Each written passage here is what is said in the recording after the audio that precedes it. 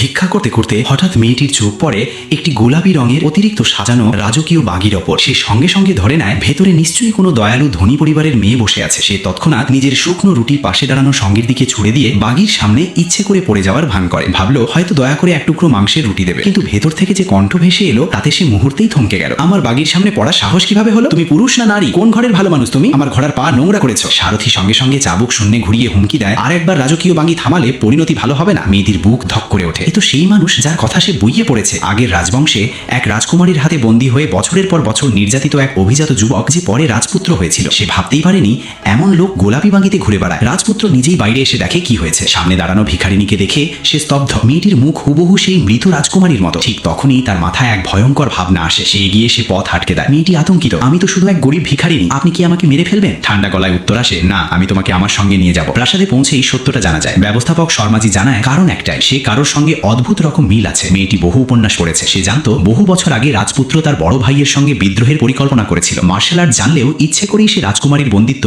ও নির্যাতন সহ্য করেছিল। যেদিন রাজধানীর দরজা ভাঙে সেদিন প্রথমেই সে প্রতিশোধ নিতে গিয়েছিল, কিন্তু রাজকুমারী তাকে সুযোগই দেয়নি। প্রাসাদের উঁচু থেকে লাফ দিয়ে আত্মহত্যা করেছিল। সেই ক্ষত আজও রাজপুত্রকে কুড়ে কুড়ে খায়। আজ আবার সেই মুখ দেখে তার মনে হলো প্রতিশোধ নেওয়ার সুযোগ ফিরে এসেছে। হাঁটু গেড়ে বসো, ঠিকভাবে বসো। মেয়েটির মনে হলো লোকটার শখ বড়ই অদ্ভুত। সে কোনো মতে বুঝতে যাচ্ছিল, এমন সময় একদল দাসী এসে পড়ে। তারা তার মুখে মেকআপ করতে শুরু করে, লিপস্টিক, পাউডার, যতক্ষণ না মুখটা একেবারে সেই রকম হয়ে যায়। মেয়েটি আয়না তুলে নিষ্পাপ গলায় বলে, ওয়াও, আপনার হাত তো দারুণ। উত্তর আসে, এখন 2 ঘন্টা এইভাবেই বসে থাকবে। কিন্তু সে সহ্য করার মেয়ে নয়, সঙ্গে সঙ্গে উঠে দাঁড়ায়। এটা কোনো খেলা নয়, আমি যাচ্ছি, আবার ভিক্ষাই করব। ভিক্ষাও হাঁটু গেড়ে চাইতে হয়। একবার বসা আর 2 ঘন্টা বসায় তফাৎ আছে। উত্তরে 50 রূপোর বদলে 300 রূপো ছুড়ে দেওয়া হয়। সে হাঁটু গেড়ে মুদ্রা কুড়োতে থাকে, না জেনেই যেটা কেবল শুরু। রাতে সে মাংস আর মাদে ঝাঁপিয়ে পড়েছিল।